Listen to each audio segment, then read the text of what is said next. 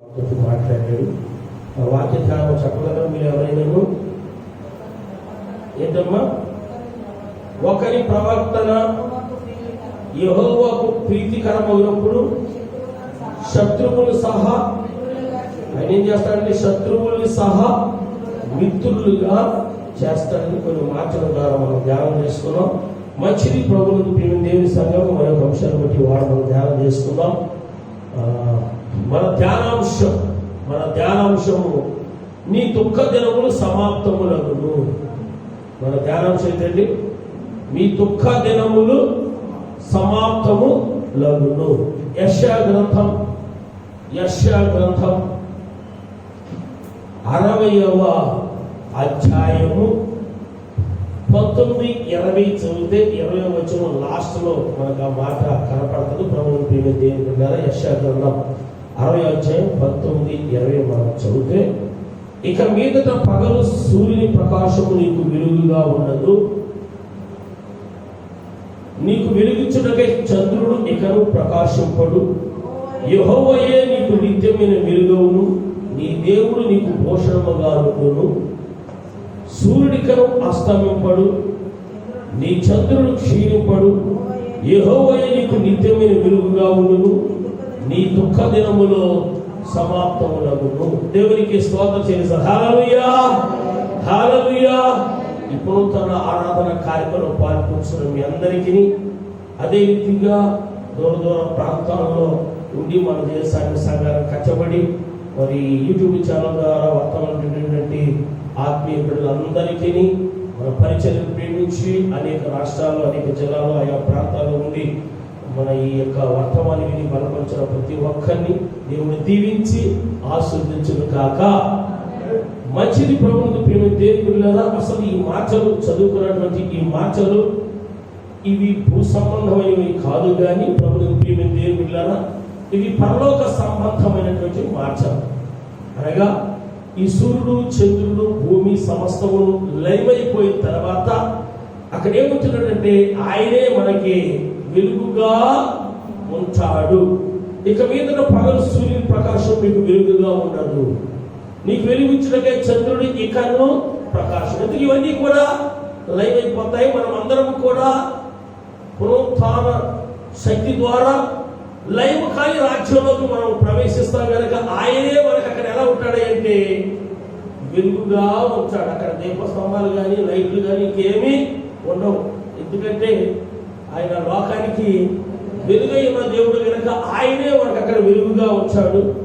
నీ దేవుడు నీకు పోషణగా ఉంచాడు. 20వ వచనం, నీ సూర్యుడికను అస్తమింపడు, నీ చంద్రుడు క్షీణింపడు, యెహోవాయే నీకు నిత్యమైన వెలుగుగా, యెహోవాయే నీకు నిత్యమైన పరలోక రాజ్యములో యెహోవాయే నీకు నిత్యమైన వెలుగుగా ఉంచాడు. అక్కడ ఆ చివరి మాట మనం ధ్యానం చేసినట్లయితే, నీ దుఃఖ దినములు ఈ దినం మన ధ్యానాంశం ఏంటంటే నీ దుఃఖ దినములు సమాప్తములగును. సంతోషంగా చేతులకు దేవునికి స్తోత్రం చేయడం. హల్లెలూయా, హల్లెలూయా, హల్లెలూయా.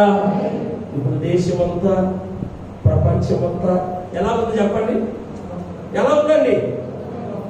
దుఃఖంగా ఉంది.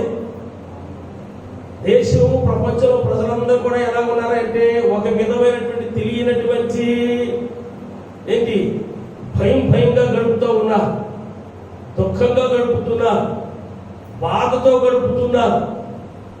ఏమో ఈ వయసు నాకు వచ్చేదేమని కదండి ఎంతో వేదంతో గడుపుతూ ఉన్నారు. గడిచిన నుంచి వారమే మా బాబాజీ గారి ఇంటిలో భయంకరమైనటువంటి ఒక సన్నివేశం జరిగింది. తాడేపల్లి కూడా ఉన్నటువంటి మా బాబాజీ గారి యొక్క సతీమణి సుజాత మీరు చాలా మంది చూసే వచ్చారు.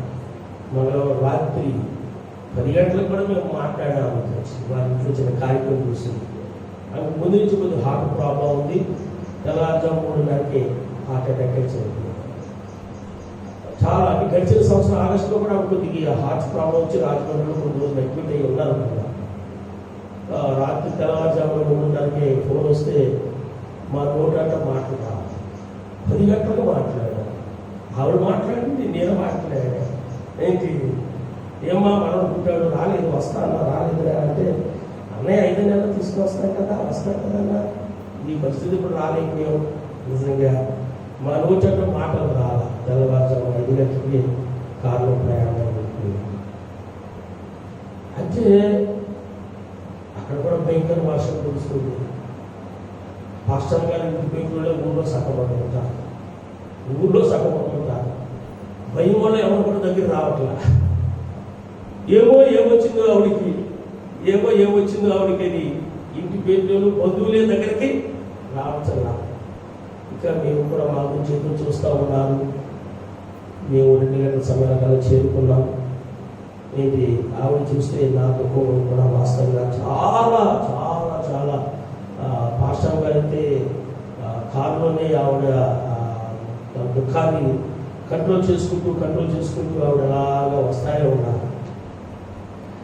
పురుషుడిగా నేను కూడా చాలా దుఃఖపడుతూ, అంటే సొంత అంటే మా మధ్య మిస్సెస్ సొంత అన్నయ్య ఫోన్ తీసుకుంటే మనిషి 2-3 గంటల ముందే మాట్లాడిన మనిషి ఏమైపోయిందని నేను కూడా ఎంతో వేదన చెప్పాను. నాన్న చూస్తే నా హృదయం కూడా ఎంతో కట్టలు కట్టుకోవచ్చు వచ్చింది.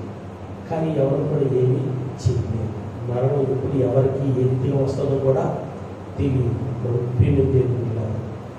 కానీ ఏంటంటే ఎవరు కూడా పరిస్థితులు బట్టి ఒకరినొకరు మాత్రం అదే దూరంగానే నిలబడుతున్నారు తప్ప ఎవరు కూడా దగ్గరికి రావట్లా. ఎందుకంటే ఎవరి భయము వాళ్ళది.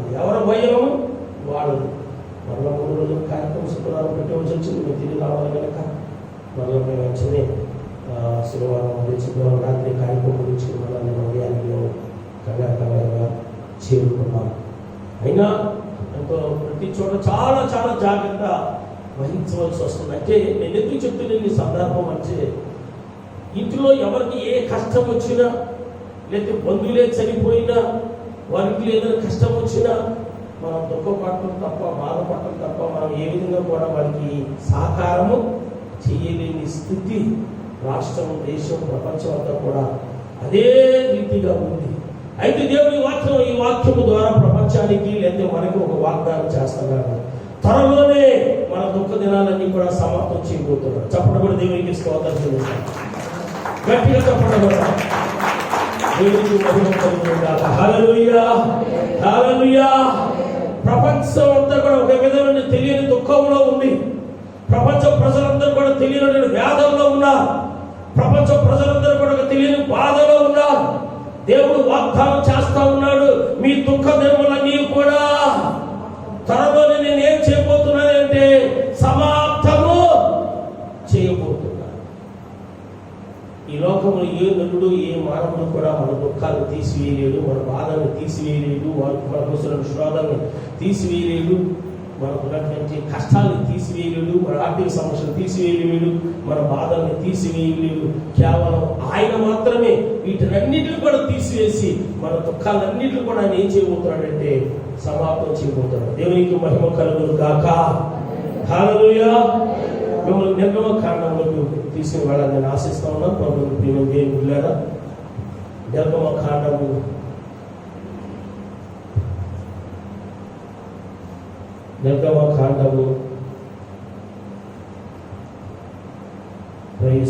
హల్లెలూయా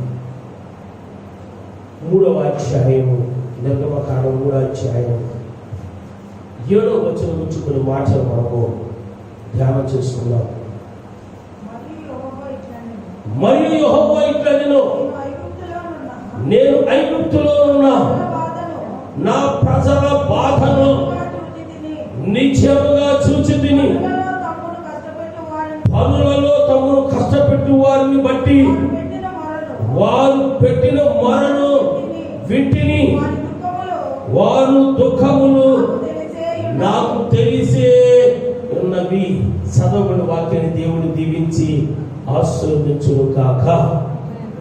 ప్రభునందు ప్రియమైనటువంటి దేవుని సంఘమా, ఇక్కడ మనం చదువుకున్నటువంటి మాటల్లో మనం చూసినట్లయితే ఈ మాటలు ఎవరితో మాట్లాడుతున్నారో మనకు బాగా తెలుసు. దేవుని పర్వతమైనటువంటి హోరేబు పర్వతం మీద దైవజనుడు మోషే తన యొక్క మామ మందని మేపుచున్నప్పుడు మండుచున్న పొదలో నుండి దర్శించి మోషేతోటి మాట్లాడుచున్నటువంటి మాట కదండి. ఇక్కడ ఒక 3 మాటలు మనకి కనిపిస్తాయి. ఆ 3 మాటల గురించి మనం ధ్యానం చేసుకుందాం. నేను ఐగుప్తులో ఉన్న నా ప్రజల బాధను నిశ్చయముగా, ఐగుప్తులో ఉన్న ప్రజల బాధను నిశ్చయముగా చూచుతిని. ఐగుప్తులో ఉన్నటువంటి ఇశ్రాయేలీయులైనటువంటి దేవుని బిడ్డల్ని వారు ఏ రీతిగా బాధిస్తా ఉన్నారో, వారు ఏ రీతిగా బాధను అనుభవిస్తా ఉన్నారో, దేవుడు వారి యొక్క బాధని ఆయన ఏం చేస్తారంటే చూస్తా వస్తా ఉన్నారు. దేవునికి మహిమ కలుగును గాక. ఈ లోకంలో మానవులుగా మనం జీవిస్తున్నామంటే ఎన్నో ఎన్నో విషయాలలో మనము బాధపడుతూ ఉంటాం. ఆర్థిక పరమైన బాధలే కానీ, అప్పులతో కూడుకున్న బాధలే కానీ, మనల్ని వేధిస్తున్నటువంటి ప్రతి విధమైన అస్వస్థతో కూడుకున్నటువంటి, అనారోగ్యంతో కూడుకున్నటువంటి బాధలే కానీ, ఇంకా ప్రభుత్వం ప్రియమైతే పిల్లల కుటుంబంలో వస్తున్న ప్రతి విధమైన సమస్యల వల్ల వస్తున్న బాధలే కానీ, శోధనలే కానీ ఆయన ఏం చేస్తున్నాడు తెలుసా అండి? ఆయన చూస్తా ఉన్నాడు. ఎందుకంటే ఆయన చూచుచున్న దేవుడు. దేవునికి మహిమ కలుగును గాక. మన బాధలు ఆయన ఏం చేస్తాడు? ఆయన చూస్తా ఉన్నాడు. ఇప్పుడు ప్రపంచంలో ఇంచుమించు 700 కోట్ల ప్రజలు చిల్లర ఉన్నారు. ఈ ప్రజలందరికీ బాధని ఆయన ఏం చేస్తాడు చెప్పండి? చూస్తా ఉన్నాడు. ఇక్కడ కూర్చున్న మీ అందరి బాధల్ని చూస్తా ఉన్నాడు. దేవునికి మహిమ కలుగును గాక. ఇక్కడ కూర్చున్న మీరు ఏవో విషయాల్లో బాధపడుతూ ఉండొచ్చు. మీ పిల్లల విషయంలో ఉన్నటువంటి మీ బాధలే కానీ, లేకపోతే వివాహం కావాల్సిన పిల్లల గురించి బాధలే కానీ, చదువు ఉద్యోగం లేక నిరుద్యోగులుగా ఉన్నటువంటి మీ పిల్లల గురించి మీరు పడుతున్న బాధే కానీ, లేకపోతే అప్పులు ఆర్థిక సమస్యలతో కూడుకున్నటువంటి బాధలే కానీ, ఇంకేదైనా చిన్న పెద్ద అనారోగ్యంతో బాధపడుతున్నటువంటి ఆ బాధలే కానీ, ఏ విధమైన బాధలు మీరు బాధలు చేత బాధపడుతున్నప్పటికీ, అయ్యో నా బాధలు నేను ఎవరితో చెప్పుకోను, నా బాధలు ఎవరికి తెలుసు అని మీరు బాధపడుతున్నారేమో. దేవుడు వాగ్దానం చేస్తా ఉన్నాడు. ఐగుప్తులో ఉన్న నా ప్రజల బాధలు చూసిన నేను ఈ ప్రపంచ ప్రజలు పడుతున్న బాధలను కూడా నేను చూస్తానే ఉన్నా. దేవునికి స్తోత్రం కలుగుగాక. హల్లెలూయా, హల్లెలూయా.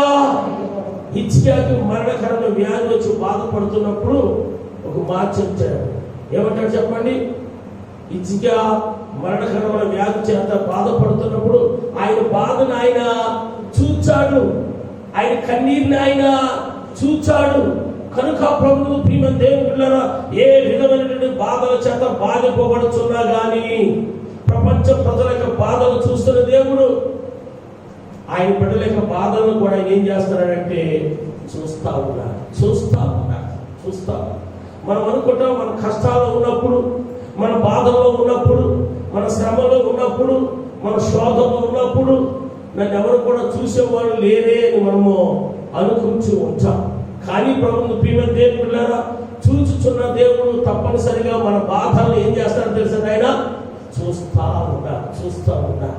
కనుకనే మోషేతో అంటున్నాడు ప్రభువును ప్రియమైన దేవుని బిడ్డలారా, ఐగుప్తులో ఉన్న నా ప్రజల యొక్క బాధను నేను నిశ్చయముగా చూచుచున్న దేవుడు అని దేవుడికే పేరు పెట్టింది ఒక స్త్రీ. ఎవరు చెప్పండి? హాగరు. ఏంటి? హాగరు బాధని చూశాడు. హాగరు బాధను చూశాడు. హాగరు నన్ను చూసిన దేవుడని ఆయనకి ఏం పేరు పెట్టింది అంటే చూచుచున్న దేవుడని పేరు పెట్టింది.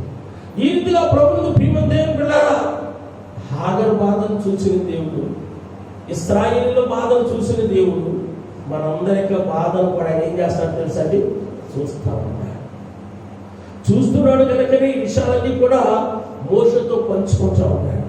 ఇందులో మన 2వ అధ్యాయం, ఇందులో నిర్గమకాండం 2వ అధ్యాయం 23, 24, 25 మనం చూసినట్లయితే అలాగున అనేకములు జరిగిన మీదట ఐగుప్తు రాజు చనిపోయాను. ఇశ్రాయేలు తాము చేయుచున్న వెట్టి పనులు బట్టి నిట్టూర్పులు విడుచుచు మొరపెట్టుచుండగా తమ వెట్టి పనులు బట్టి వారు పెట్టిన మొర దేవుని యొద్దకు చేరెను. కాగా దేవుడు వారి మూలుగులను విని అబ్రహాము, ఇస్సాకు, యాకోబులతో తాను చేసిన నిబంధనను జ్ఞాపకము చేసుకును. దేవుడు ఇశ్రాయేలులను చూచెను, దేవుడు వారి యందు లక్ష్యము. దేవుడు ఇశ్రాయేలులను చూచెను, వారి యందు ఏం చేశాడు తెలుసండి? లక్ష్యించాడు గనక. అయితే తనది కాని దేశం ముందు అబ్రహాము సంతానము 400 సంవత్సరాలు ఉంటుందని ముందుగానే ఆయన ఏం చేశాడంటే ఆదికాండం 15వ అధ్యాయం 13, 14, 15, 16 వచనంలో అబ్రహాము తోటి మాట్లాడతాడు. ఏమంటాడంటే, నీ జనము తనది కాని దేశములో 400 సంవత్సరాలు బానిసలుగా ఉంటారు, అయినను నేను వారిని జ్ఞాపకం చేసుకుని మరలా వారి దేశానికి వారిని నేను నడిపిస్తానని ఎప్పుడో 400 సంవత్సరాలకు పూర్వమే అబ్రహాముతో మాట్లాడినట్టు మనకు అక్కడ కనపడతారు. అనగా ప్రభు దేవుడు అబ్రహాముతో మాట్లాడిన రీతిగానే, అబ్రహాముకి చెప్పిన రీతిగానే ఐగుప్తుకి 70 మంది, యెహోషువ 70 మంది యోసేపు పెడతారు. యోసేపు తర్వాత ఇశ్రాయేలీయులు మొత్తం 70 మంది వెళతారు. 430 సంవత్సరాలు అక్కడ మన పితరులైన ఇశ్రాయేలీయులు ఐగుప్తులో ఉంచారు. అబ్రహాముతో వాగ్దానం చేసిన ఆ వాగ్దానం మరలా నేను మా స్వదేశాన్ని, వారి స్వదేశానికి నేను నడిపిస్తాను. ఆ వాక్యం ఒకసారి మీరు చదువుతాను. ప్రభుత్వం దేవుడు అబ్రహాము చేసిన వాగ్దానం మనం చూసినట్లయితే ఆ వాక్యం చూడండి. 15వ అధ్యాయం, ఆదికాండం 15వ అధ్యాయం 13, 14, 15 అంటే మీకు అర్థమవడం కొరకు నేను చెప్పాలని నేను ఆశిస్తా ఉన్నాను. 13, 14 చదువుకుందాం. ఆయన నీ సంతతి వారు తమది కాని పరదేశమును నివసించి ఆ దేశపు వారికి దాసులుగా నుండును. వారు 400 ఏళ్ళు వీరిని శ్రమ పెట్టుదురు. వీరు ఎవరికి దాసులవుదురో ఆ జనములకు నేనే తీర్పు తీర్చుదును. తరువాత వారు మిక్కిలి ఆస్తితో బయలుదేరి వచ్చారు. నీవు క్షేమంగా నీ పితరులు ఎంతకు పోయిదువు, మంచి వృద్ధాప్యమందు 400 సంవత్సరాలకు పూర్వమే ఇశ్రాయేలీయులకు జరగబోయేది ఎవరిని తెలియజేశాడంటే వారందరికీ మూల పితరుడు అబ్రహాముకి దేవుడు ముందుగానే తెలియజేశాడు. తెలియజేసిన రీతిగానే ఇశ్రాయేలీయులందరూ కూడా ఒక 70 మంది ఐగుప్తుకు వెళ్ళడం మనకు తెలుసు. ఇంచుమించు 430 సంవత్సరాలు అక్కడ వారు ఉంటూ వచ్చారు. ఈ 430 సంవత్సరాలలో లక్షల కొద్ది ప్రజలైపోయారు. ఈ 430 సంవత్సరాల్లో ఐగుప్తుని పరిపాలిస్తున్నటువంటి ఫరో చక్రవర్తి కానీ, అక్కడ ఉన్నటువంటి వారి అధికారులే కానీ మన పితరుల యొక్క ఇశ్రాయేలుని ఎంతో ఎంతో ఎంతో బానిసలుగా, ఎంతో వేదనకు గురి చేస్తూ, ఎంతో చిత్తహింసలు చేస్తూ ఎంతగానో వారిని బాధిస్తూ వచ్చారు. వారిని ఆదుకునే నాదుడు, వారిని పట్టించుకునే నాదుడు, వారి మొరను ఆలకించే నాదుడు ఆ దేశంలో ఎవరు కూడా లేరు. వారు పెట్టించిన మొరను దేవుడు ఆలకిస్తూ ఉన్నాడు. వాడు బాధను చూస్తూ ఉన్నాడు. వాడు దుఃఖాలు నాకు తెలిసే, అనగా 400 సంవత్సరాల నుంచి పడుచున్న వారు బాధను దేవుడు చూస్తా వచ్చాడు. 400 సంవత్సరాల నుంచి ఒక తరం నుంచి మరొక తరం వరకు వారు మొరపెడుచున్న మొరను ఆయన వింటానే ఉన్నాడు. 400 సంవత్సరాల నుంచి వారు దుఃఖపడుచున్న వారి దుఃఖాన్ని దేవుడు ఏం చేస్తున్నాడంటే చూస్తూనే, మనకు వచ్చిన బాధలు కానీ, మనకు వస్తున్న శ్రమలు కానీ, మనకు వస్తున్న కష్టాల నిమిత్తము మనం కొన్ని దినాలు ప్రార్థన చేస్తాము, లేక కొన్ని నెలలు మనం ప్రార్థన చేస్తాము. వెంటనే మన ప్రార్థనకు జవాబు రాకపోతే మనం ఏమనుకుంటామంటే 3 రోజులు ఉపవాసం ప్రార్థన చేయాలని నేను నిర్ణయం తీసుకున్నాం, కానీ సరే ఎందుకు జరగలేదని మనం ముగించేయచ్చు. లేకపోతే 6 రోజుల ఉపవాసులు ప్రార్థనలో గడపాలి, కొన్ని ఉన్న సమస్యలు బట్టి ఒక నిర్ణయం తీసుకున్నారు. ఆ 6 రోజుల ఉపవాసులు ప్రార్థన చేశారు, సమస్యలు పరిష్కారం జరగలేదు. సరేలే దేవా నీకే చిత్తం, ఉపవాస ప్రార్థన ముగించుకోవచ్చు. లేకపోతే 40 రోజులు కంటిన్యూగా ఉపవాసం ఉండాలి, సమస్యల కొరకు, బాధల కొరకు, విడుదల కొరకు అని మీరు నిర్ణయం కలిగి 40 రోజులు ఉపవాసం ప్రార్థన చేసి రాత్రి పగలు ప్రభు సన్నిధిలో గడిపెట్టి ఉండొచ్చు. ఆ 40 రోజుల ఉపవాస ప్రార్థనలో మీకు జవాబు దొరకకపోవచ్చు. మీరు ఉపవాస ప్రార్థన క్లోజ్ చేసుకుని ఉండొచ్చు. ప్రభుత్వం ప్రియమైన దేవుని బిడ్డలారా, వీరు మనకు ఏదో 3 రోజులు మొరపెట్టిన వారు, లేకపోతే 6 రోజులు మొరపెట్టిన వారు, లేకపోతే 1 నెలలు మొరపెట్టిన వారు, లేకపోతే 3 రోజులు బాధపడ్డవాడు, 6 రోజులు బాధపడ్డవాడు, లేకపోతే 1 నెలలు బాధపడ్డవాడు కాదు. కానీ ఇంచుమించు కదండి ఎన్ని సంవత్సరాలండి? 400 సంవత్సరాల నుంచి వారు ఏం చేస్తారంటే బాధని అనుభవిస్తూ ఉన్నారు. ఆ బాధల్ని అనుభవిస్తున్నారు, ఆ కష్టాన్ని అనుభవిస్తున్నారు, ఆ శ్రమల్ని అనుభవిస్తూ ఉన్నారు. వారు పెట్టే హింసను వారు భరిస్తూ చూచుచున్న దేవుడికి, ఆలోచిస్తున్న దేవుడికి ఏం చేస్తారంటే వారు మొరపెడతా ఉన్నారు. ప్రతిదానికి సమయం కలదని వాక్యంలో సెలవిచ్చింది రీతిగా సమయం వచ్చినప్పుడు మండుచున్న పొదలో నుంచి మోషేని దర్శించి మోషేని పంపించడం కొరకు దేవుడి మాటలు మాట్లాడుతున్నారు. దేవునికి మహిమ కలుగును గాక. హల్లెలూయా, హల్లెలూయా. మనం చదువుకున్నటువంటి ఆ వాక్యంలో 3 భాగాల గురించి మనం క్లుప్తంగా ధ్యానం చేసుకుందాం. ప్రభువు ప్రియమైన దేవుని బిడ్డలారా, నేను ఐగుప్తులో ఉన్న నా ప్రజల బాధను నిశ్చయముగా, ఐగుప్తులో ఉన్న ప్రజల బాధను నిశ్చయముగా చూస్తూ, మన బాధలను కూడా చెప్పండి. ఇప్పుడు ఐగుప్తులో ఉన్న ప్రజల బాధను చూసిన దేవుడు వారిని విడిపించడానికి మోషేని పంపించే ముందు మోషేతో మాట్లాడుచున్న దేవుడు మన బాధలను కూడా చూస్తూ ఉన్నాడు. దేవునికి మహిమ కలుగును కాక. చాలా మంది ఒకరు దర్శపడ్డారు. చాలా మంది మా బాధలు మీకేం తెలుసండి కదండి, మా కష్టాలు మీకేమి. ఎదురుకు వచ్చిన వాళ్ళు దేవుడా ఏమన్నా? ఇప్పుడు నేను ఎవరితో అనొచ్చు, ఎదురు ఎవరన్నా ఎదురొచ్చు, మా బాధ మీకు ఏం తెలిసేది? నేను పంచుకుంటేనే కదా వాళ్ళకి తెలిసేది, లేదు వాళ్ళు నాతో పంచుకుంటేనే కదా తెలిసేది. మనమే సర్వాంతర్యామి కాదు కదా. కానీ సర్వాంతర్యామి యేసయ్యకి మనందరికీ బాధలు తెలుసు. దేవునికి మహిమ కలుగును గాక. అందుచేత ఆ బాధల నుంచి విడిపించడం కొరకే మోషేని ఏర్పాటు చేసుకుంటున్నాడు. దేవునికి స్తోత్రం కలుగుగాక. హల్లెలూయా. మీకు బాధల్ని విడిపించడం కొరకే వాక్యం వెలుగులోంచి దేవుడు మాట్లాడి మనం ధైర్యపరుస్తాడు, మనం బలపరుస్తాడు, నేనున్నానని వాగ్దానం చేస్తాడు. దేవునికి మహిమ కలుగును గాక. ఇక్కడ కూర్చున్నాడు మీరు కాదు, లేకపోతే యూట్యూబ్ ఛానల్ ద్వారా ఆయా ప్రాంతాల్లో, ఆయా జిల్లాలో, ఆయా చోట్లని వార్త ఉంటున్న ప్రతి ఒక్కరితోటి దేవుడు మాట్లాడుతున్నాడు. నీ ఎన్ని శ్రమల్లో ఉన్నా, ఎన్ని శోధనలో ఉన్నా, ఎన్ని బాధల్లో ఉన్నా దేవుడు మీ బాధల్ని చూచుతున్నాడు. సమయం వచ్చినప్పుడు తప్పనిసరిగా మీ బాధల నుంచి విడిపించి మీ దుఃఖ దినాలను సమాప్తం చేయుగాక. రెండో మాట మనం చూసినట్లయితే, అందులో రెండో మాట మనం చూసినట్లయితే, పనులలో తమను కష్టపెట్టు వారిని బట్టి వారు పెట్టిన మొరను, మొదటిగా బాధను చూశాడు, రెండవదిగా వారు మొరని ఆలకించారు. రెండవది ఏం చేశారండి? వారు మొరని ఇశ్రాయేలు మొరపెడతా ఉన్నారు. 1 సంవత్సరమా 2 సంవత్సరాలా? ఎన్ని సంవత్సరాలు మొరపెడుతూ వచ్చారండి? 4 తరాలు, 4 తరాలు, తరం వెంబడి తరము వారు మొరపెడతా ఉన్నారు. వారు మొరలన్నీ కూడా ఆయన ఏం చేస్తారంటే చెప్పండి, వింటా ఉన్నాడు. దేవునికి మహిమ కలుగును గాక.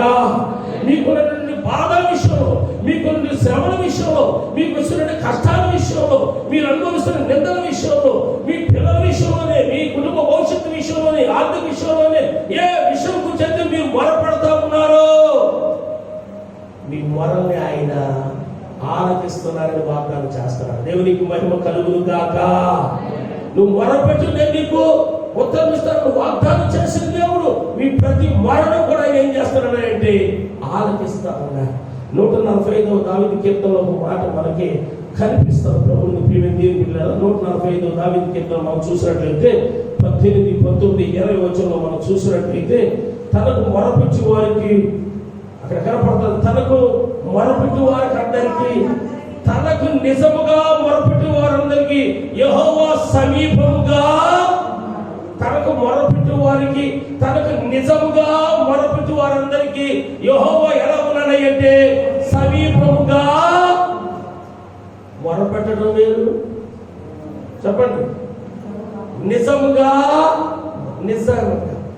మనం మొరపెట్టడం వేరు, నిజముగా మొరపెట్టడం. వీళ్ళందరూ కూడా ఐగుప్తులో ఉన్న ప్రజలందరూ కూడా వారు ఏ రీతిగా మొరపెట్టారు అంటే వట్టిగా కాదు, నిజంగా మొరపెడతారు.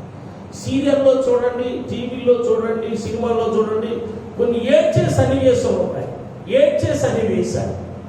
నిజంగా ఏడుస్తున్నారంటారా వాళ్ళు? నిజంగా ఏడుస్తున్నారంటారా? నిజంగా వాళ్ళ కన్నీళ్ళు వస్తున్నాయంటారా? వాళ్ళ ఏడుపు నిజమైనది కాదు, వాళ్ళ కన్నీళ్ళు నిజమైనవి కాదు. అది ఏంటది? ఒక నటన. క్లేసరైన్ లాంటిది ఏదో ఈ కళకొల్లు పెట్టుకుంటారంట. జంజాలా కారిపోతాయి. ఈ జంజాలా కారిపోతా ఉంటే సీరియల్ చూసి అక్కడ ఉంటారుగా. పిల్లలు స్కూల్కి వెళ్ళిపోయిన తర్వాత, డ్యూటీకి వెళ్ళిపోయిన తర్వాత వీళ్ళకి నచ్చి మెచ్చి ఏ సీరియల్ వేస్తూ ఉంటాడు సరిగ్గా టయానికి. ఇంకా పన్ను ముగించుకుని వీళ్ళందరూ కృషి వేసి అక్కడ కూర్చుంటారు. ఇంకా ఆవిడ జలదరా ఏడ్చి నీళ్ళు కారుస్తూ ఉంటే ఇంక అక్కడ ఏం చేస్తారు? అంతా మా అత్తరు, మా కోడలు, మా స్టోరీ అంతా మా ఆడవర్స్, మా బయట సంగతి తట్టుకో వీళ్ళు నిజంగా ఏడుతారు. మా ఇంటి స్టోరీ ఏం చేస్తారు అంటే వీళ్ళు నిజంగా ఏడుతారు. ఆయన మాత్రం ఏం చేస్తున్నారు అంటే ఏంటంటే వట్టిగా ఏడుస్తాం. మనం బట్టిగా మొరపెడితే దేవుడు మనం మొరను ఆలకించాలి. నిజంగా మొరపెట్టాలి. దేవునికి మహిమ కలుగును గాక. నిజంగా రక్షణను చూడండి. తనకు మొరపెట్టు వారికి అందరికీ, తనకు నిజంగా మొరపెట్టు వారికి అందరికీ యెహోవా సమీపంగా ఉన్నాడు. తన యందు భయభక్తులు గల వారి కోరిక ఆయన నెరవేర్చును. వారి మొర ఆలకించి వారు ఎవరైతే నిజంగా మొరపెడతారో వారు మొరను ఆలకించి వారు ఏం చేస్తాడంటే రక్షిస్తాడు. ఎటువంటి సమస్యల చేత బాధపడుచున్నా కానీ, ఎటువంటి ఇబ్బందుల చేత బాధపడుచున్నా కానీ, ఎటువంటి అస్వస్థ అనారోగ్యాల చేత బాధపడుచున్నా కానీ, ఎటువంటి అప్పులు ఆర్థిక సమస్యలతో బాధపడుచున్నా కానీ, వారి పిల్లల విషయంలో కానీ, కుటుంబ విషయంలో కానీ, ఏ విషయం గురించి అయినా సరే మీరు నిజంగా మొరపెట్టినట్లయితే మీ మొరను ఆయన ఆలకించి తప్పనిసరిగా రక్షించే దేవుడిగా ఉన్నాడు. దేవునికి మహిమ కలుగును గాక. ఈ ఐగుప్తులను ప్రజలు వారు ఏం చేస్తారో తెలుసా అండి? వారెంతో కఠిన శ్రమను అనుభవిస్తున్నారు కనుక, వారెంతో బాధలను అనుభవిస్తున్నారు కనుక రక్షించే నాదులను ఉంటే మమ్మల్ని రక్షించమని వాళ్ళు ఏం చేస్తున్నారంటే వారు నిజంగా ఏం చేస్తారో తెలుసా అండి? మొరపెడతా ఉన్నారు. వారి మొర ఎక్కడికి చేరింది అంటే దేవుడి దగ్గర చేరింది. దేవునికి మహిమ కలుగును కాక. పేతురు గారిని చెరసాలలో బంధించారు. ఆయనతో మొరపెడుతున్నది చాలాసార్లు మనం ధ్యానం చేసుకుంటాం. కానీ సంఘం అయితే నిజంగా అత్యాశక్తితో ఆయన విడుదల కొరకు మొరపెడతా ఉన్నారు. వారు మొర ఎక్కడికి చేరింది అంటే కదండి దేవుడి సన్నిధికి చేరింది. దేవదూతను పంపించి చెరసాలలోకి, ఆ చెరసాల నుంచి పేతురు గారిని పిలిపించారు. దేవునికి మహిమ కలుగును కాక. హల్లెలూయా, హల్లెలూయా. ప్రభువు ప్రియ దేవుని బిడ్డలారా, ఐగుప్తులో ఉన్నటువంటి వారి యొక్క ప్రజల బాధను దేవుడు చూశాడు. చోట్ల కాకుండా వారు మొరను ఏం చేస్తున్నారంటే ఆయన ఆలకించాడు కనుకనే, వీరి యొక్క మొర దేవుని సన్నిధికి చేరింది కనుకనే వారు ఏ రీతిగా అయినా సరే వారు రక్షించాలి, ఏ రీతిగా అయినా సరే ఐగుప్తు చెర నుంచి విడిపించాలని దేవుడు నిర్ణయం తీసుకుని మోషేని దర్శించి మోషేతో మాట్లాడుతూ ఉన్నాడు. మనకొక లోకసువార్త 18వ అధ్యాయంలో ఒక మాట మనకు కనపడుతుంది. 18:7 వచనం మనం చూసినట్లయితే, దేవతను ఏర్పాటు చేసుకున్న ప్రజలంట దివారాత్రులు వారు దివారాత్రులు మొరపెట్టుకొచ్చుండగా వారికి న్యాయము త్వరగా న్యాయము. ఇక్కడ మనం చదువుతున్న వాక్యం చూసినట్లయితే ప్రభు ఇట్లను అన్యాయస్తుడైన న్యాయాధిపతి చెప్పిన మాట విని దేవుడు తాను ఏర్పరచుకున్న వారు దివారాత్రులు తన్ను గురించి మొరపెట్టుకొనిచుండగా వారికి న్యాయము. దివారాత్రులు పగలు రాత్రి. మన పితరులు పగలు రాత్రి ఏం చేస్తున్నారంటే వారి శ్రమ నుండి బాధ నుంచి విడిపించే దేవునికి వారు ఏం చేస్తున్నారంటే మొరపెట్టుకుంటూ వస్తా ఉన్నారు. దేవునికి మహిమ కలుగును గాక. వారి మొర దేవుని సన్నిధికి చేరింది. ఇక్కడ ఒక ఉపమానం చెప్తూ మనతోటి మాట్లాడుతున్నాడు. అన్యాయస్తుడు ఆ న్యాయాధిపతి చెప్పిన మాట వినండి. దేవుడు తాను ఏర్పరచుకున్న వారు దివారాత్రులు తను కూర్చి మొరపెట్టుకొని చుండగా వారికి న్యాయము మనకున్నటువంటి బాధల విషయంలో, కష్టాల విషయంలో, వ్యాధుల విషయంలో, ఏ సమస్య విషయమైనా సరే మనం దివారాత్రులు ఆయన మొరపించుకుంటే తప్పనిసరిగా మనం మొరను ఆయన ఆలకించి తప్పనిసరిగా మనకి న్యాయం తీర్చే దేవుడై ఉన్నారు. దేవునికి మహిమ కలుగు కాక. మనం అనుకోవచ్చు ప్రార్థించిన వెంటనే జవాబు రాలేదు, లేదా ప్రార్థించిన 3 రోజులకి జవాబు రాలేదు, ప్రార్థించినటువంటి నెలకి జవాబు రాలేదనుకుంటుంది. ఒకనొక సమయం ఉంటుంది. ఆ సమయం దేవుడు తప్పనిసరిగా మీకు సహాయం చేస్తాడు. ఒకనొక సమయం ఉంటుంది, దేవుడు తప్పనిసరిగా ఆ సమయంలో లేవనెత్తుతాడు. ఒకనొక సమయం వస్తుంది, తప్పనిసరిగా ఆ సమయంలో రక్షిస్తాడు. ఒకనొక సమయం వస్తుంది, తప్పనిసరిగా ఆ సమయంలో దేవుడు ఆశీర్వదిస్తాడు. దేవునికి మహిమ కలుగును గాక. హల్లెలూయా. ప్రతి దానికి సమయం కలుగుతాడు. ప్రతి దానికి కూడా సమయం కనుక ప్రభువుకు ప్రియమైన దేవుని బిడ్డలారా, రెండో మాటలు అందులో మనం అక్కడ చూసినట్లయితే పనులలో తమను కష్టపెట్టు వారిని బట్టి వారు పెంచిన మొరను విన్నారు. మొదటిగా వారి బాధని చూశారు. మన బాధలను కూడా బాధలు లేని ఎవరన్నా చెప్పండి. కొంతమందికి ఎక్కువ ఉండవచ్చు, కొంతమందికి తక్కువ ఉండవచ్చు. కొంతమంది చెప్పుకుని ఉంటారు, కొంతమంది చెప్పుకొని ఉంటారు. బాధలంటూ లేని మనిషి ఎవరు కూడా లేనే లేదు. చిన్నవారి కాంచి పెద్దవారి కాంచి, పేదవారి కాంచి ప్రతి ఒక్కరు కూడా ఏ విషయంలో బాధపడుతూనే ఉన్నారు. మన వాగ్దానం చేసిన దేవుడు మరి ముఖ్యంగా ఇప్పుడు ప్రపంచమంతా దేని గురించి బాధపడుతున్నారని అంటే చెప్పండి. ప్రపంచమంతా కూడా దేని గురించి బాధపడుతున్నారని అంటే, ప్రభా ఈ వైరస్ నుంచి మమ్మల్ని తప్పించిన ఆయనని ప్రపంచమంతా కూడా బాధపడుతుంది. ప్రపంచ దేశాధ్యక్షులందరూ కూడా బాధపడుతున్నారు. మరి ఇంతమంది బాధపడుతూ ఉంటే ఆయన చూడలేదండి, చూస్తూ ఉన్నారు. దేవునికి మహిమ కలుగును గాక. ఒక సమయం వస్తుంది, దీనికి ఆమె పలుకుతాడు, మన దుఃఖ దినాలన్నీ కూడా సమాప్తం అవుతాయి. దేవునికి మహిమ కలుగును గాక. కదండి, 400 సంవత్సరాల నుంచి వాడు బాధను చూస్తూ ఉన్నాడు. 400 సంవత్సరాల నుంచి వారు మరణ ఆలకిస్తా ఉన్న దేవుడు సమయం వచ్చినప్పుడు మోషేని పంపించాడు. సూచక క్రియలు, అద్భుత కార్యాలు, ఆశ్చర్య కార్యాలు, మహత్కార్యాలు జరిగించాడు. ఐగుప్తుని ఆ పాపము నుండి, ఐగుప్తుని చీకటి నుండి, ఐగుప్తుని అంధకారం నుండి, ఐగుప్తుని సాతాను సంకరించి దేవుడు ఏం చేశాడంటే విడుదలించి బయటికి తీసుకొచ్చాడు. దేవునికి మహిమ కలుగును గాక. ఒక సమయం వస్తుంది, దేవుడు మన బాధలన్నింటినీ కూడా తొలగించి వస్తాడు. మన మొరను ఆలకిస్తాడు. మన దుఃఖ దినాలన్నీ కూడా ఆయన ఏం చేస్తాడంటే సమాప్తం చేస్తాడు. దేవునికి మహిమ కలుగును గాక. రెండో మాట ఏంటంటే మనం చూసినట్లయితే పనుల్లో తమను కష్టపెట్టి వారిని బట్టి ఏం చేశాడండి, వారు పెట్టిన మొరను విన్నారు. మూడవదిగా మనం చూసినట్లయితే ప్రభువు దేవుని సభ వారి దుఃఖములు తెలిసి, వారి దుఃఖము ఎవరికి తెలుసండి? దేవునికి తెలుసు. నా దుఃఖం మీకు తెలియకపోవచ్చు, మీ బాధ, మీ శ్రమలు, మీ కష్టాలు నాకు తెలియకపోవచ్చు, నావి మీకు తెలియకపోవచ్చు, మన బంధువులకు తెలియకపోవచ్చు. మీ దుఃఖము, మీ వేదన, మీ కన్నీరు, మీ సమస్య.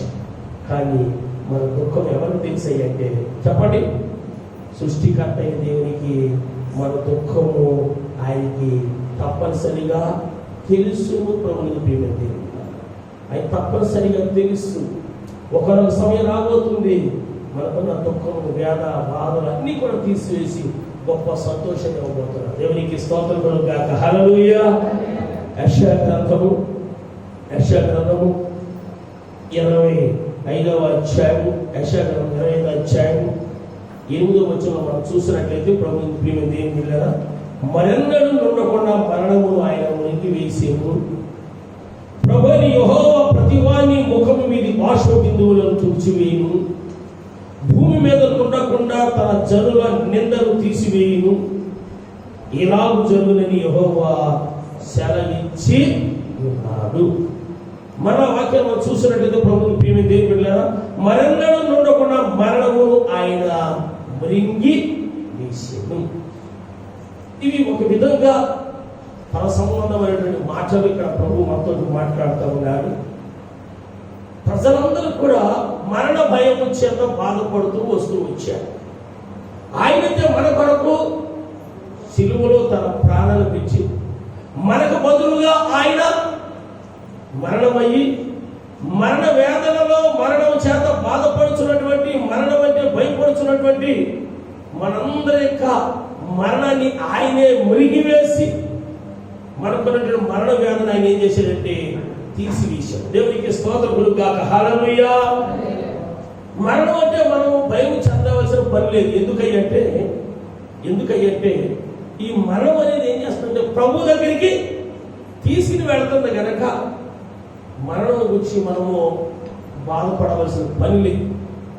గడిచినటువంటి వారంలోనే మా బామ్మది గారి కుటుంబ విషయంలో జరిగినప్పుడు వాస్తవంగా భౌతికంగా ప్రేమించేవారు వెళ్ళిపోతున్నప్పుడు మనకి చాలా బాధ అనిపిస్తుంది, చాలా దుఃఖం అనిపిస్తుంది, చాలా వేదన కూడా అనిపిస్తుంది ప్రభుత్వం ప్రేమ దేవుడిలారా. ఎందుకంటే మానవ రీతిగా మనము బాంధవ్యాలు కలిగి ఉంటాం, ప్రేమానురాగాలు కలిగి ఉంటాం కనుక కాస్త దుఃఖాన్ని బాధని మనము తట్టుకోలేక మనం చాలా వేదన అనుభవిస్తూ ఉంటాం. అయితే మనం చూసినట్లయితే ప్రభుత్వం ప్రేమ దేవుడిలారా, మరెన్నడూ ఉండకుండా మరణము ఆయన మింగివేసాడు. మానవుల మీద ఉన్నటువంటి పాపం ద్వారా వచ్చే ఈ మరణాన్ని ఆయన ఏం చేశాడంటే మింగివేశాడు. ప్రభు అయిన యెహోవా ప్రతి వారి ముఖం మీది భాష బిందువులను తుడిచివేయు, భూమి మీద నుండి తన జనుల నిందను తీసివేయును, ఈలాగు జనులని యెహోవా సెలవిచ్చుచున్నాడు. ఈ మాటలు యాక్చువల్ ఏంటంటే మనము పునరుత్థానం అయిపోయిన కనుక ఈ భూమి మీద ఎన్నో వేదనలు అనుభవిస్తాం, ఈ భూమి మీద ఎన్నో శ్రమలు అనుభవిస్తాం, ఈ భూమి మీద మనం ఎన్నో కష్టాలు అనుభవిస్తాం. ఆయన మనకు బదులుగా తన ప్రాణాన్ని పెట్టి మరణ భయాన్ని తొలగించి మనకున్నటువంటి వేదనని, మనకున్నటువంటి దుఃఖాన్ని, మనకున్నటువంటి ప్రతిదీ ఆయనే మిరిగివేసి, ఆయనే అనుభవించి, ఆయనే భరించి ఆయన ఏం చేస్తుంటే మనకు ఒక రక్షణ భాగ్యాన్ని అనుభవించి మనకు గొప్ప సంతోషాన్ని ఆయన ఇస్తున్నట్టుగా మనము చూస్తూ ఉన్నాం. ఈ వాక్యాన్ని మనం చూసినట్లయితే మరెన్నడూ ఉండకుండా మరణము ఆయన మురిగివేసి, అనగా మన బాధలు, మన శ్రమలు, మన కష్టాలు ఆయనే తన శరీరం మందు భరించినట్టుగా మనం చూస్తూ ఉంటాం. దేవునికి మహిమ కలుగును కాక. ఇంకా మనం చూసినట్లయితే ప్రభుత్వ ప్రియమైన దేవుని బిడ్డలారా, ఈలాగు జరుగును, ప్రతి వారి ముఖం మీద భాష బిందువులను తుడిచివేయను, భూమి మీద నుండి తన జనుల నిందలు తీసివేయను, ఈలాగు జరుగునని యెహోవా సెలవిస్తాడు.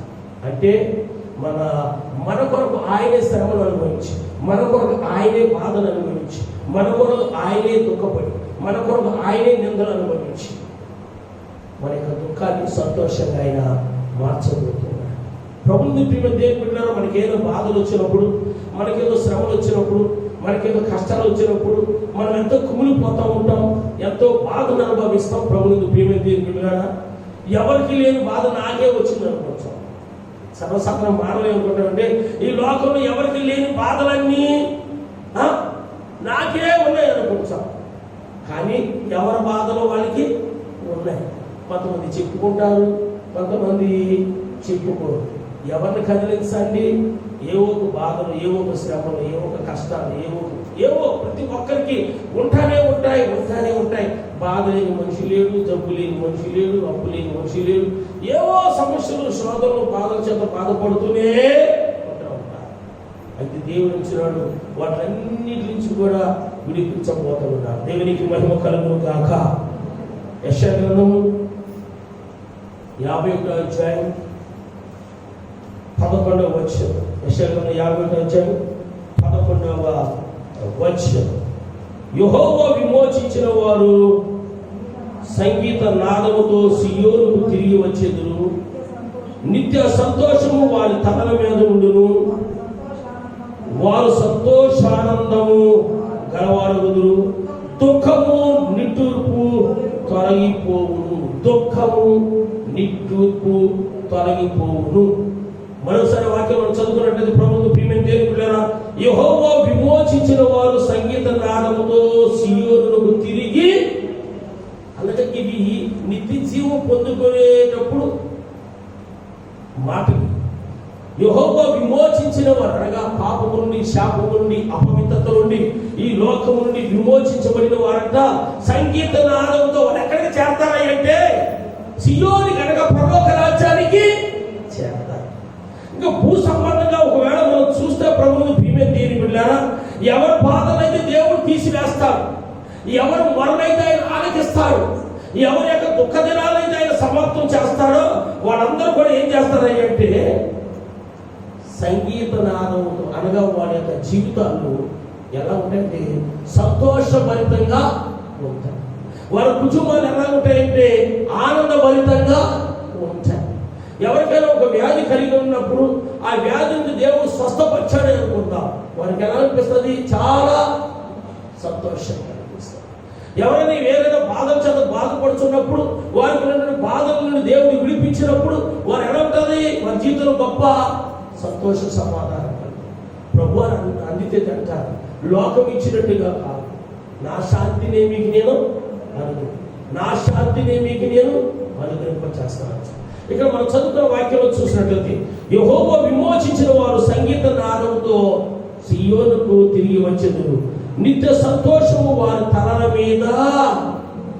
అంటే పరలోక రాజ్యంలో చేరిన తర్వాత ఈ లోకంలో ఉన్నప్పుడు మానవ మాతృడిగా కుటుంబ జీవితాలు, కుటుంబ వ్యవస్థలో జీవిస్తున్నప్పుడు బాధలు అనేవి జీవితాంతం ఉండనే ఉంటుంది. ఒకటి పోయిన తర్వాత పోయింది లేదా అనుకుంటే ఇంకోటి ఏదో వస్తుంది. ఒక సమస్య పోయిన తర్వాత ఏదో ఒక సమస్య వస్తుంది. ఏదో బలహీనత వచ్చి వేధించింది, ప్రభునామములో ప్రార్థన చేసాం, కొద్ది ట్రీట్మెంట్ చేయించుకున్నాం, దేవుడు సమస్యను తొలగించాడు, దేవా నీకే స్తోత్రం అని సంగీత సంతోషంగా ప్రభు సన్నిధిలో సాక్షి చెప్పాం. మరలా కొన్ని నెలల తర్వాత మరలా ఏదో ఒకటి వస్తానే ఉంటాయి. అనగా ఈ భూమి మీద జీవించినంత కాలము చెప్పండి, ఒకదాని తర్వాత ఒకటి ఏవో ఒక బాధలు, ఏవో ఒక సమస్యలు, ఏవో ఒక అనారోగ్యాలు, ఏవో ఒక ఇరుకులు ఇబ్బందులు వస్తానే ఉంటాయి. వాటి చేత మనము బాధపడుతూనే ఉంటాం. అయితే వీటన్నిటికి విముక్తి ఎప్పుడు కలుగుతుంది అంటే మానవుడు ఈ లోకాన్ని చెప్పండి విడిచి అక్కడ ఎలా ఉంటుంది అంటే నిత్య ఆనందమే. ఆమె హల్లెలూయా. బియ్యం లేదని చింత లేదు, చింతపండు లేదని చింత లేదు, కారం లేదని చింత లేదు, పప్పు లేవని చింత లేదు. ఏమండి ఆయన ఇంకొక చెప్తున్నారు, ఏ చింత లేదు. అక్కడ ఏంటంటే చెప్పండి సంతోషము సంతోషము, ఆనందము ఆనందం. ఆమె హల్లెలూయా. పోయిన కరెంట్ ఎప్పుడు వస్తుందో చింత లేదు. అన్ని చింతలే కదండి ఇక్కడ. అక్కడికి ఏమి ఈ మాటలు వాస్తవంగా ఏంటంటే మనము నిత్య జీవం పొందుకున్న తర్వాత మాటలు.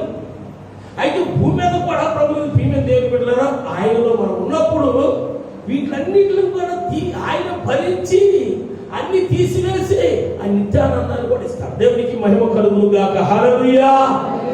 యెహోవా విమోచించిన వారు అనగా బాధల నుండి, శోధన నుంచి, కన్నీరు నుంచి విడిపించిన వారు సంగీత నాదంతో సియోనుకు తిరిగి వచ్చెదరు, నిత్య సంతోషము వారి తలల మీద ఉండును, వారు సంతోషానందం గలవారు, దుఃఖము నిట్టూర్పు తొలగి, దుఃఖము నిట్టూర్పు ప్రభునందు ప్రియమైన దేవుని బిడ్డలారా, మరి కుటుంబ కుటుంబాలుగా మీరు ఏ ఏ విషయాలైతే దుఃఖపడుతున్నారు, ఏ ఏ విషయాలైతే బాధపడతా ఉన్నారు, 3 మాటల ద్వారా దేవుడు మనతో మాట్లాడుతూ ఉన్నారు. నెంబర్ 1 ఏంటి అంటే ఇశ్రాయేలు యొక్క బాధను చూసిన దేవుడు మన బాధల్ని కూడా ప్రపంచ ప్రజల యొక్క బాధని చూస్తూ ఉన్నారు. దేవునికి మహిమ కలుగును గాక. ప్రపంచమంతా ఒకటి, ఎవరిని కదిలించండి, ఎవరిని కదిలించండి. నోటంటే వచ్చింది మొట్టమొదటి ఏంటంటే చెప్పండి, ఈ మాస్కులు ఎప్పుడైనా పెట్టి ప్రజలు చూస్తాము. మనం మాస్కులు పెట్టి తిరిగి వాళ్ళు ఎవరిని చూస్తామో తెలుసా? హాస్పిటల్కి వెళ్తే డాక్టర్లనే చూస్తాం, నర్సులనే చూస్తాం. ఎందుకు పాపం పేషెంట్ల మధ్యలో వాళ్ళు తిరుగుతారు కనుక. ఇప్పుడు హాస్పిటల్కి వెళ్తే డాక్టర్ ఎవరో పేషెంట్ ఎవరో తిరుగుతారు. ప్రతి వాళ్ళకి మాస్క్ ఉంటుంది, ప్రతి వాళ్ళకి ఇప్పుడు ఆ డాక్టర్ గారు ఏం చేస్తున్నారంటే, నేను డాక్టర్ రా బాబు, పేషెంట్ కాదు అనిపించుకోవడం వల్ల చెక్కస్కోప్ పేషెంట్ దిగుతున్నారు. ఓ, ఈ డాక్టర్ గారు కావాలి, ఈ డాక్టర్ గారు కావాలి. ప్రతి వారి ముఖం మీద ఏమొచ్చేసింది అంటే, ఇదో పెద్ద బాధ అయిపోయింది. ఇదొక పెద్ద బాధ అయిపోయింది. వాస్తవం కదండి, ఇదొక పెద్ద బాధ అయిపోయింది. రాని రాకపోయినా తర్వాత విషయం, ఇదొక పెద్ద బాధ అయిపోయింది. పెద్ద బాధ అయిపోయింది. ఎదురుపడి ప్రజలాడు చెప్పిన ఆ భాషలేమో గుర్తుపట్టలేకపోతాను. ప్రజలు భాషకు మనం మర్చిపోయినట్టున్నాడు. ఆయన సగం ముఖమే కప్పేసింది. భాషకి నువ్వు ఏమేమి గుర్తుపట్టాలి? భాష కదండి. మనుషులే గుర్తుపట్టలేకపోతున్నాం.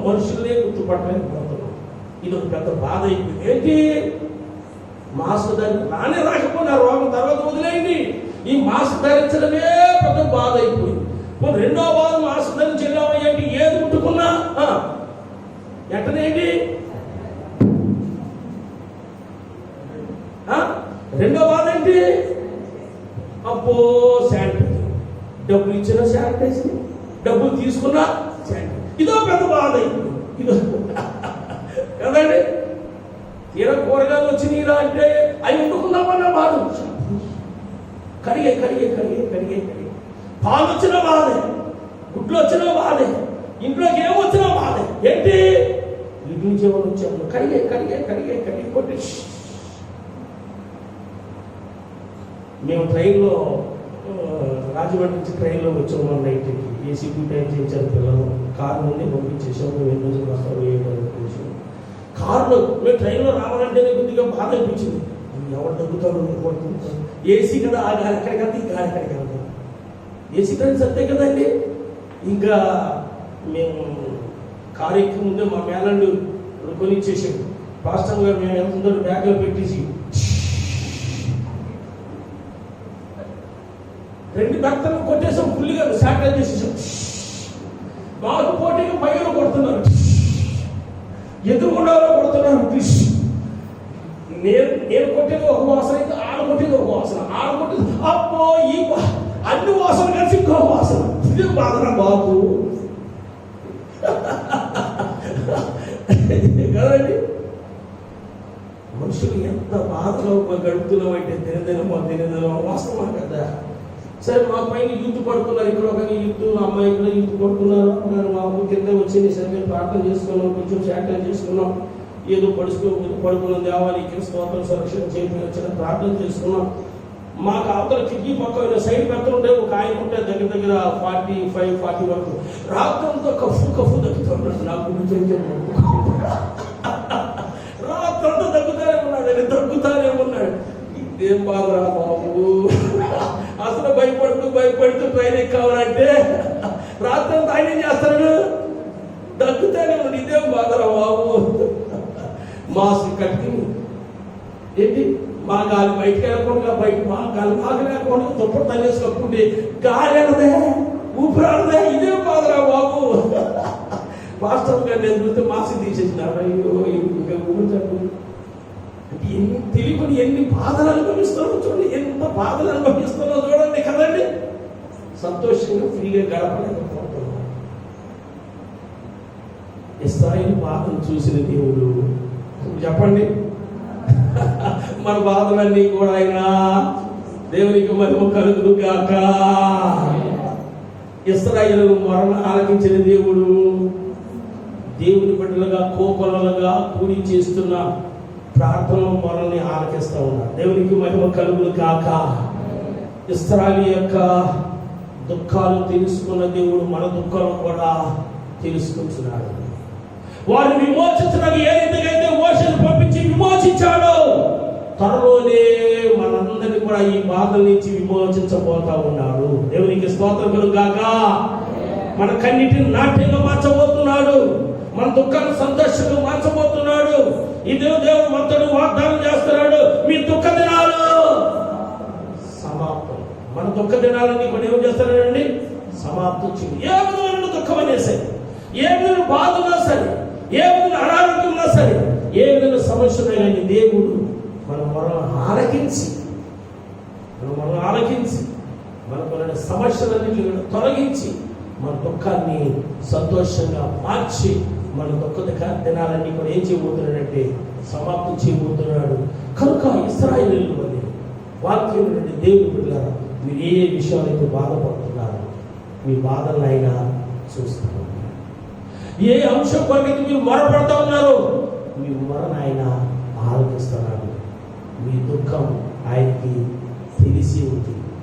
ఒకనొక సమయం రాబోతుంది, దేవుడు గొప్ప అద్భుత కార్యాలు, ఆశ్చర్య కార్యాలు జరిగించబోతున్నారు. మనం ఆరాధించుకునే దేవుడు ఆయన మాత్రమే ఆశ్చర్య కార్యాలు జరిగించే దేవుడు గనక, ఈ ప్రపంచం మొత్తం మీద ఆయన మాత్రమే ఆశ్చర్య కార్యాలు జరిగించే దేవుడు, ఆయన మాత్రమే సూచక క్రియలు వాక్కార్యాలు జరిగించే దేవుడు గనక త్వరలోనే ఆయన ఆశ్చర్య కార్యం జరిగించబోతున్నాడు. మన దుఃఖ దినాలన్నీ కూడా ఆయన సమాప్తం చేయబోతున్నాడు. ఒకవేళ కూర్చున్నటువంటి మీరు కానీ ఈ ఛానల్ ద్వారా ఆయా ప్రాంతాలలో సువార్తని బిడ్డలు కానీ వారితో మనందరితో మాట్లాడుతున్నాడు. మీ దుఃఖ దినాలన్నీ కూడా నేను సమాప్తము చేయబోతున్నాడు. కనుక మనం ఏ విషయంలో కూడా చింతించొద్దు, ఏ విషయంలో కూడా మనం కలత చెందొద్దు, ఏ విషయంలో కూడా మనం బాధపడద్దు, ఏ విషయంలో కూడా మనం కన్నీరు కార్చొద్దు. దేవుడు వాగ్దానం చేస్తున్నాడు. మనం కన్నీరు కాల్స్తే ఆయన కూడా కన్నీరు కార్చు. మనం బాధపడుతుంటే ఆయన కూడా బాధపడుతుంది, మనం దుఃఖపడుతుంటే ఆయన కూడా మనం సాగు. ఎందుకంటే ఆయన శరీరధారి భూమి మీద ఉన్నాడు కనుక మనకంటే ఆయన ఎక్కువగా బాధలు అనుభవించాడు, మనకంటే ఎక్కువగా ఆయన శ్రమలు అనుభవించాడు, మనకంటే ఎక్కువగా ఆయన నిందలు అనుభవించాడు, మనకంటే ఎక్కువగా ఆయన కష్టం అనుభవించాడు, మనకంటే ఎక్కువగా ఆయన శోధనలు అనుభవించాడు. ఇవన్నీ కూడా ఆయనకి అనుభవపూర్వకంగా ఆయనకి తెలుసు. కనుక మన దుఃఖాన్ని ఆయన సమాప్తం చేసి మన కన్నీటిని నాట్యంగా మార్చబోతున్నాడు. దేవుడి కొద్ది మనం దీవించి ఆశీర్వదించును గాక. ఆమేన్. హల్లెలూయా, హల్లెలూయా. అందరూ కూడా మోకరించండి. మీరు ఏ విషయం చేత మీరు బాధపడుతూ ఉన్నారు, దేని గురించి మీరు బాధపడుతున్నారు, ఏ అంశం మిమ్మల్ని బాధపరుస్తుంది, మీకు ఉన్నటువంటి బలహీనత, లేకుండా మీకు ఉన్నటువంటి అప్పులు, ఆర్థిక సమస్యలా, లేక మీ పిల్లల వల్ల బాధపడుతున్నారా, వారి యొక్క సెటిల్మెంట్ ఎలాగా, వారి యొక్క వివాహాలు ఎలాగా, వారి ఉద్యోగాలు ఎలాగా, వారి భవిష్యత్తు పిల్లల గురించి బాధపడుతున్నారా, లేదా కుటుంబ ఆర్థిక పరిస్థితుల్లో వచ్చి ఎలా మీ కుటుంబం బాధపడుతున్నారా, లేకపోతే ప్రభువా తోటి ఉద్యోగులు